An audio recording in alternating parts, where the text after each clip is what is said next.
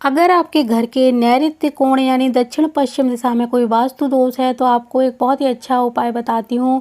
आपको सबसे पहले उस जगह का पता लगाना है जहाँ पर सबसे ज़्यादा गौ माता पूरे दिन रहती है, घास खाती है, वहीं पर मलमूत्र का त्याग करती है और शाम को वापस अपने घर चली जाती हैं। एक से अधिक गायें जिस जगह पर चरती हैं यानी पूरे दिन रहती हैं, उस जगह की आपको मिट्टी लानी है। मिट्टी लाकर गीला करके उसको कोई आकार देना है।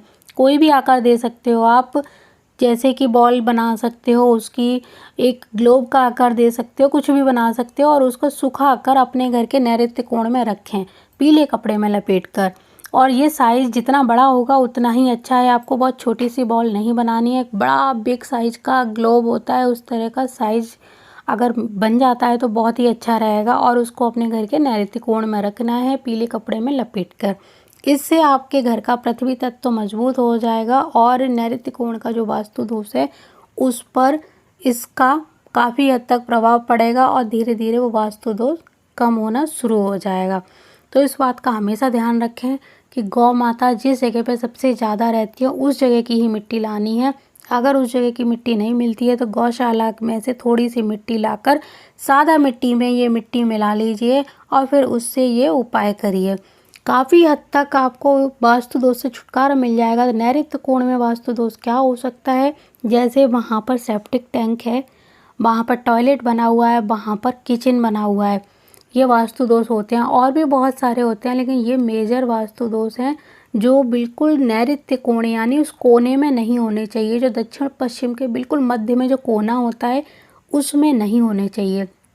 अगर एग्जैक्ट उसी जगह पे ये वास्तु दोष आ रहे हैं तो आपको इस उपाय से काफ़ी हद तक राहत मिलेगी। एक बार करके देखिए और फिर आप अपने आप महसूस करेंगे कि इस उपाय से आपको कितना फ़ायदा हुआ।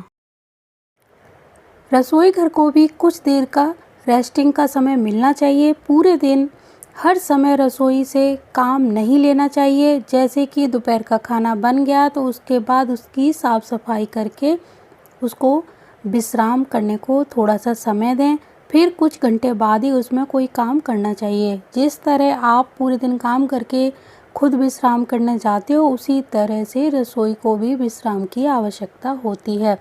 अगर आप सारा दिन रसोई में कुछ ना कुछ पकाते रहेंगे, उसको आराम का समय नहीं देंगे तो उसमें वास्तु दोष क्रिएट हो सकता है। इस बात का हमेशा ध्यान रखें।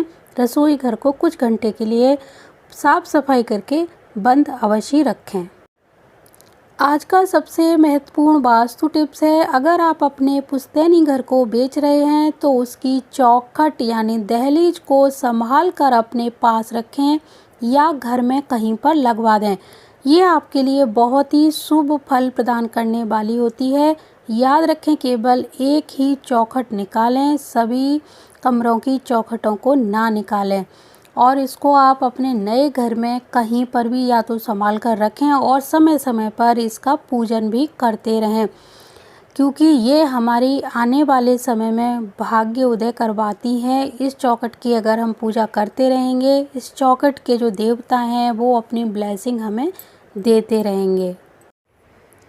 अनाज और दालों के बर्तनों के आसपास हल्दी की गांठ जरूर रखनी चाहिए, यानी साबुत हल्दी आजकल बाज़ार में बहुत ही आसानी से मिल जाती है, लेकिन इसको रखने का एक तरीका होता है। साबुत हल्दी को लाकर थोड़ा सा सरसों का तेल उसके ऊपर लगाएं और फिर इस हल्दी को जहाँ पर आपके अनाज के बर्तन रखे हुए हैं उनके आसपास रख दीजिए, उनके अंदर भी आप डाल सकते हैं।